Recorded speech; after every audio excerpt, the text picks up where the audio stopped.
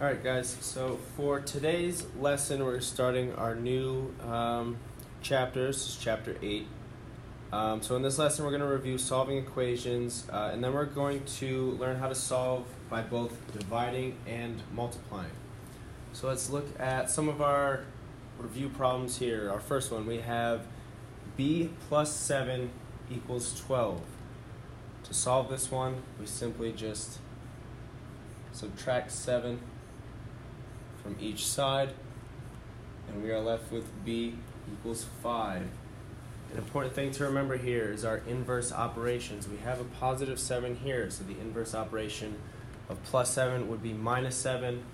And what we do to our left side here, we have to be sure to do to our right side also. Okay? So that leaves us with our final answer of b equals 5. For our next one, we have x plus 24. So same thing here. We have a plus 24. So we have to do our inverse operation, so we subtract 24 from each side. Remember, what we do to one side, we have to do to the other. And that is going to leave us with our final answer of x equals negative 77. For our next one, we have c minus 13 equals 64. Again, same idea here. Inverse operations, we have a minus 13, so this time we have to add 13 to each side.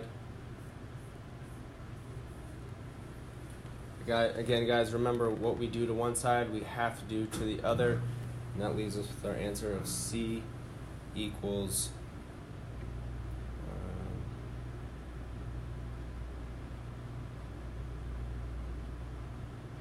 77 here. Okay. Now on our last one, we have d minus 2/7 equals 3/4. So this one can be a little tricky. We have our fractions. So we have a minus 2/7. So we want to get d by itself, so we have to add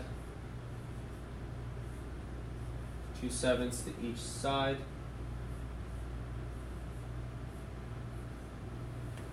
Now here we have 3/14 plus 2/7. Now we can't add those together right away because we don't have a common denominator. So we need to find a common denominator in order to be able to add them. We know common denominator, or a common factor of both 14 and 7 is 14. So our 3/14 would stay the same. And our 2/7, again, remember we're adding here, so plus, and our 2/7 would become 14, negative 2, so it would become 4/14, which is equivalent to our 2/7 if we were to reduce it. So then we are left with d equals 7/14, which we can reduce to half. So that gives us our final answer of d equals 1/2. All right.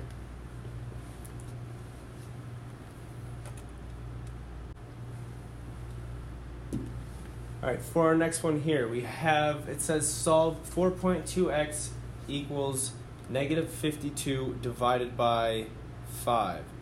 So we have to solve this equation by dividing. So our first step is similar to what we were doing in the last one, except we were doing addition and subtraction. Now we're doing multiplication and division.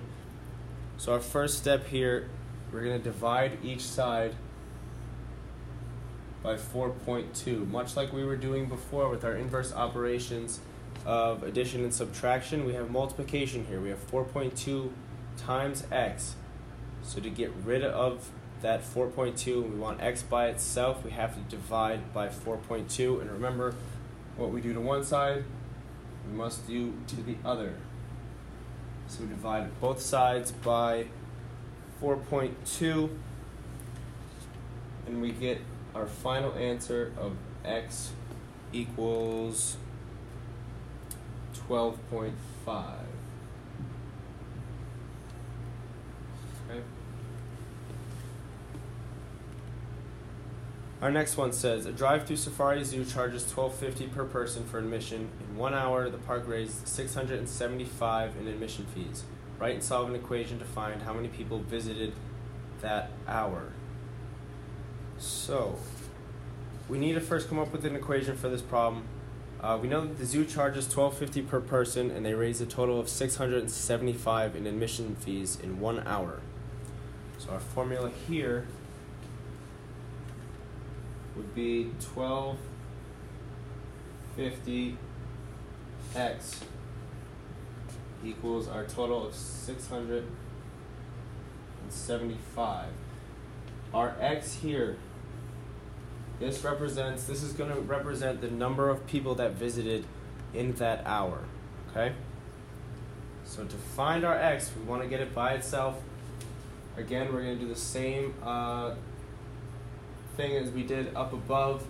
We had 4.2x there, we have 1250x here. We have multiplication. So we have to do our inverse operations. We divide each side by 1250. And that's going to give us our final answer of x equals 54. And that tells us that there were 54 people that visited in that hour. Alright, so now let's try solve equations by multiplying. So for our first one here, we'll rewrite it. We have 1/4 y equals -8. That's about 8.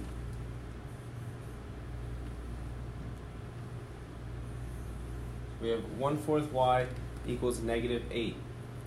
Now we have to do inverse operations here. So we have 1 divided by 4. In order to get this y by itself,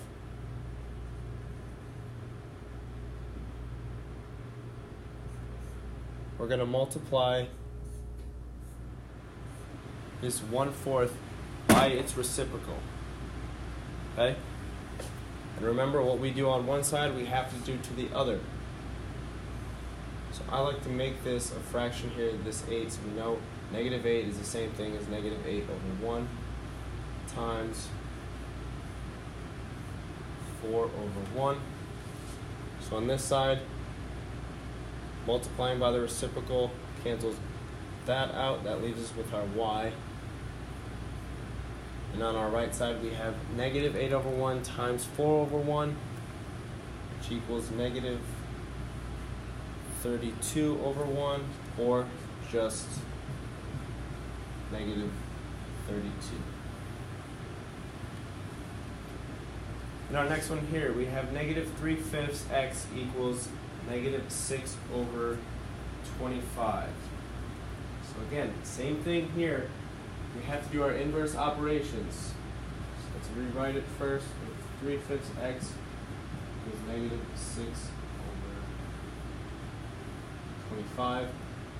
Inverse operations. To get rid of our 3/5, we multiply by the reciprocal, which is -5 over 3. And what we do to one side, we have to do to the other. So we multiply by -5 over 3 on this side. So on our left side, we're left with x equals, and cross cancel here. So this -5 is going to become 1. This 5, or 25 is going to become a 5. And that leaves us with x equals 6 over 15, because we have a negative here and a negative here. We know that two negatives make a positive.